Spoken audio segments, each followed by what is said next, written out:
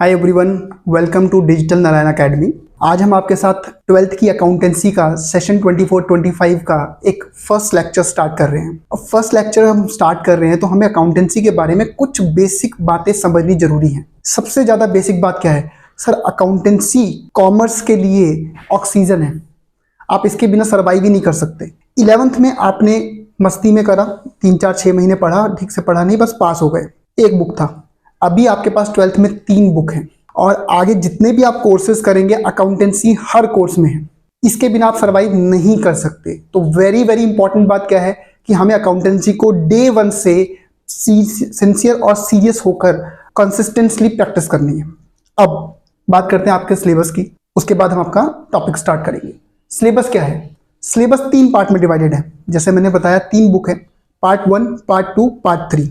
Part 1 में आपका accounting for companies है, पार्ट 2 में अकाउंटिंग फॉर पार्टनरशिप है और पार्ट 3 में एनालिसिस ऑफ फाइनेंशियल स्टेटमेंट्स है।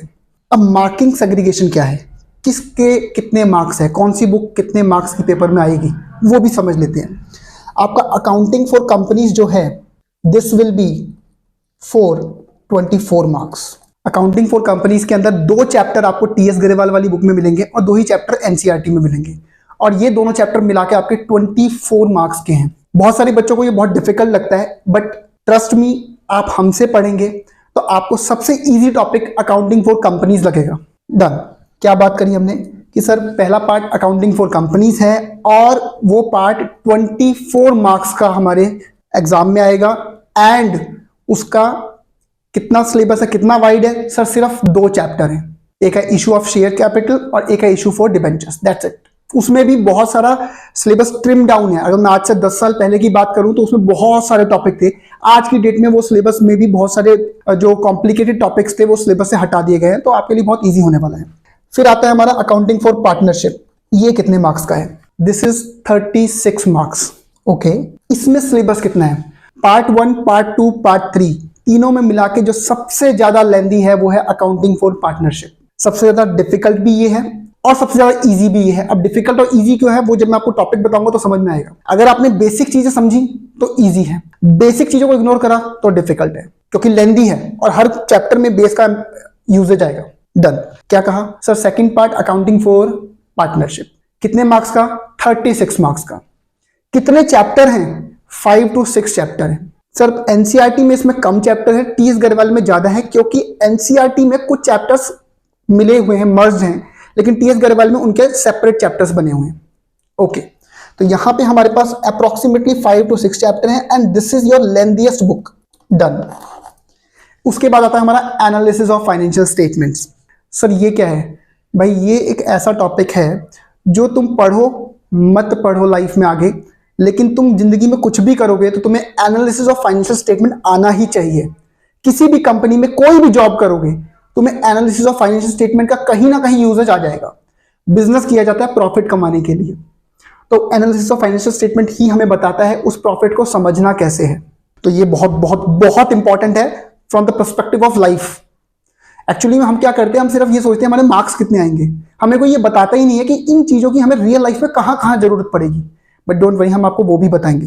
एनालिसिस ऑफ फाइनेंशियल स्टेटमेंट, इसमें आपका टीएस गरेवाल में 4 चैप्टर है अप्रोक्सीमेटली, और ये बुक आपकी है सर 40 नंबर की बुक है ये आपकी, 40 नंबर की। लेकिन ये 40 नंबर डिवाइडेड है 2 पार्ट में। 20 नंबर आपका जो एग्जाम में आएगा, पेपर में आएगा, और 20 नंबर आपका इसमें प्रैक्टिकल में। अब इसमें भी फर्दर सेग्रीगेशंस हैं। इसमें एक चैप्टर है कैश फ्लो स्टेटमेंट, वो एक चैप्टर ही आपका 8 नंबर का है, बाकी सारे चैप्टर मिलाकर 12 नंबर के हैं। ऐसे ही आपका जो प्रैक्टिकल पोर्शन है वो भी 2 पार्ट में डिवाइड है। 12 नंबर आपका फाइल का है और 8 नंबर आपका वाइवा का है। और वाइवा भी 99% इसी बुक से पूछा जाता है। बच्चे कहते हैं कि सर हमसे दूसरी बुक से क्वेश्चन पूछ लिया, वो इसलिए एग्जामिनर पूछ लेता है क्योंकि आप इस बुक के आंसर बता नहीं पाते हैं। एक बार फिर से, थर्ड बुक कितने मार्क्स की है सर? 40 मार्क्स की। उसका सेग्रीगेशन क्या है? 2 पार्ट में डिवाइडेड है, 20 सर जो एग्जाम में आएगा उसमें भी 2 पार्ट है, सारे चैप्टर मिला के 12 नंबर के, और एक chapter cash flow statement 8 number का। उसके बाद जो बचे हुए 20 नंबर हैं वो हमारे प्रैक्टिकल के हैं, उसमें 2 पार्ट। 12 नंबर की आपकी फाइल है जिसमें आपको पूरे 12 मिल जाएंगे। 8 नंबर का वाइवा डिपेंड करेगा कि आप कैसे आंसर्स देते हैं, अच्छे आंसर देंगे आप, अच्छे अपना आपका हाफ ईयरली यूनिट टेस्ट जो भी पेपर प्री बोर्ड जो भी होता है उसमें अगर आप अच्छा स्कोर करेंगे तो उसमें भी आपको 8 में से 8 आपका टीचर दिलवा देगा। लेकिन अगर आपने बाकी एग्जाम्स को कैजुअली लिया और आपके उसमें नंबर अच्छे नहीं आए तो 8 में से 8 नहीं मिलेंगे, 8 में से 7 मिलेंगे, तो आप कहीं ना कहीं 100 परफेक्ट 100 को मिस कर जाओगे अगर आप परफेक्ट 100 अभी से प्लान कर रहे हो तो। I hope we are clear about syllabus. Sir 3 part एक बार क्विकली रिकैपिटलाइज कर लेते हैं। 3 part, accounting for company, accounting for partnership and accounting analysis of financial statement. पहला part accounting for company 24 number का, दूसरा part accounting for partnership 36 marks का, और तीसरा part analysis of financial statement 40 marks का। राइट सर, आज हम start क्या करने वाले हैं? आज हम बेटा part 2 accounting for partnership start करेंगे। क्या स्टार्ट करेंगे sir? Part 2 accounting for partnership. आज बिल्कुल बेसिक बेसिक बातें पढ़ेंगे, बिल्कुल आसान सी, जो आपको इजीली समझ में आ जाए। Okay, accounting for partnership. सबसे पहले समझने की कोशिश करते हैं पार्टनरशिप क्या है, व्हाट इज पार्टनरशिप। सर हमें एक बात हमेशा ध्यान रखनी है, पार्टनरशिप 2 टाइप की होती है और 2 तरह के कानून अप्लाई होते हैं। एक होता है पार्टनरशिप एक्ट 1932 और एक होता है लिमिटेड लायबिलिटी पार्टनरशिप 2008। सर हमारे सिलेबस में कौन सा वाला है? तो हमारे सिलेबस में पार्टनरशिप एक्ट 1932 है, LLP 2008 हमारे सिलेबस का पार्ट नहीं है। सर क्या बात करी हमने, अकाउंटिंग फॉर पार्टनरशिप से स्टार्ट कर रहे हैं। अकाउंटिंग फॉर पार्टनरशिप क्या है? 2 टाइप है, एक LLP है लिमिटेड लायबिलिटी पार्टनरशिप, एक है पार्टनरशिप एक्ट 1932। सर सिलेबस में कौन सा है? Partnership act 1932। LLP हमारे सिलेबस का पार्ट नहीं। अब पार्टनरशिप डिफाइंड कहां पे है? पार्टनरशिप को हमें 2 तरीके से इसकी डेफिनेशन समझेंगे। एक समझेंगे लीगल डेफिनेशन जो हमें दी गई है सेक्शन 4 ऑफ पार्टनरशिप एक्ट 1932, एक है लीगल डेफिनेशन और एक है इसकी जनरल डेफिनेशन। अब सर लीगल डेफिनेशन कौन सी है?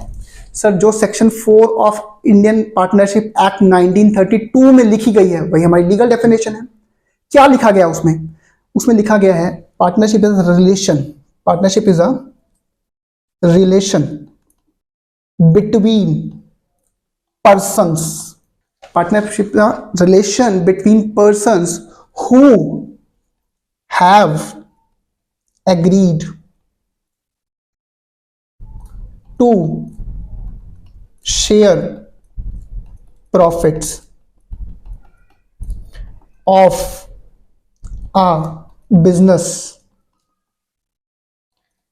carried on by all or any one of them acting for all। Sir इतनी खतरनाक डेफिनेशन, कोई टेंशन वाली बात नहीं है, हम इसे आप आज की क्लास में आपको याद ही करवा देंगे इसे। एक्टिंग फॉर ऑल क्या कहता है पार्टनरशिप एक्ट का सेक्शन 4 कि सर पार्टनरशिप जो है वो एक रिलेशन है, किसके बीच में? पर्सन्स लिखा है। क्या लिखा है बेटा? पर्सन्स। इसका मतलब एक आदमी अपने आप के साथ पार्टनरशिप नहीं कर सकता। पर्सन्स का मतलब 2 या 2 से ज्यादा। अब ज्यादा में क्या? 2000, 4000, 10,000, 1 लाख लोग हो सकते हैं पार्टनर, उसका भी आंसर देंगे। मिनिमम 2 होंगे क्योंकि क्या लिखा है? पर्सन नहीं लिखा है सर, पर्सन्स लिखा है। ओके, जिन्होंने आपस में क्या करा है? एक एग्रीमेंट करा है। किस चीज का? Sir to share profit. Sir क्या लॉस शेयर नहीं करेंगे? प्रॉफिट के अंदर ही छुपा हुआ है लॉस। कैसे? आप जब बिजनेस करते हो तो आपका ऑब्जेक्टिव प्रॉफिट कमाना होता है, लॉस तो हो जाता है, कोई बिजनेस लॉस करने के लिए नहीं करता है। तो प्रॉफिट का मतलब उसमें लॉस भी छुपा हुआ है, तो अगर लॉस भी होगा तो भी पार्टनर्स को आपस में शेयर करना पड़ेगा। किस चीज का? Sir of a business. अब जब यहां पे बिजनेस लिखा हुआ है तो यहां पे बात हो रही है लीगल बिजनेस की। मतलब आप एक साथ मिलकर एक फ्रेंचाइज ले लो, जैसे कॉफी शॉप खोल लिया, लीगल बिजनेस। आपने सोचा कि अब हम क्या करेंगे? स्कैम करेंगे, that is not legal business. तो पार्टनरशिप एक्ट आपके इलीगल बिजनेस को कवर नहीं करता है, तो ये ध्यान रखना है। अब मैं ये बातें क्यों बता रहा हूं आपको? क्योंकि ऐसे क्वेश्चंस आपसे के साथ वाइवा में पूछे जाते हैं, तो आपको पता होनी चाहिए। अब यहां पे एक वर्ड लिखा है carried on by all or any of them acting for all. इसका क्या मतलब है? सर मान लेते हैं ए और बी 2 पार्टनर हैं, ए और बी 2 पार्टनर हैं, और बी कहता है कि यार मेरी तो जॉब लग गई है तो मैं पार्टनरशिप में डेली टाइम डिवोट नहीं कर पाऊंगा। तो इस केस में क्या होगा? जो बिजनेस है उसको कौन रन करेगा? उसको ए रन कर रहा है। तो क्या बी की लायबिलिटी खत्म हो जाएगी? यानी कि अगर बिजनेस में लॉस हो गया तो क्या बी उस लॉस को पार्टिसिपेट नहीं करेगा? आंसर इज नो, वो बिजनेस के लॉस में पार्टिसिपेट उसे करना होगा डिस्पाइट कि वो इस बिजनेस में रेगुलरली नहीं आ रहा है। तो इसका मतलब है एक्ट ए ने करा, बिजनेस ए ने करा, लेकिन क्योंकि बी पार्टनर था तो उसको भी उसके लॉस में पार्टिसिपेट या प्रॉफिट में पार्टिसिपेट करना होगा। तो that means carried on by all, या तो सब मिलकर चलाएंगे बिजनेस, या फिर कोई एक चलाएगा जिसके लिए बाकी सभी पार्टनर भी क्या होंगे? रिस्पॉन्सिबल होंगे। That is carried on by all or any of them acting for all. Lengthy हो गया। आई होप आपको ये डेफिनेशन समझ में आ गई होगी। इसके आगे जो जनरल डेफिनेशन और अदर टॉपिक्स हैं वो हम आपके साथ नेक्स्ट वीडियो में शेयर करेंगे। Thank you very much for watching this video. All the best everyone.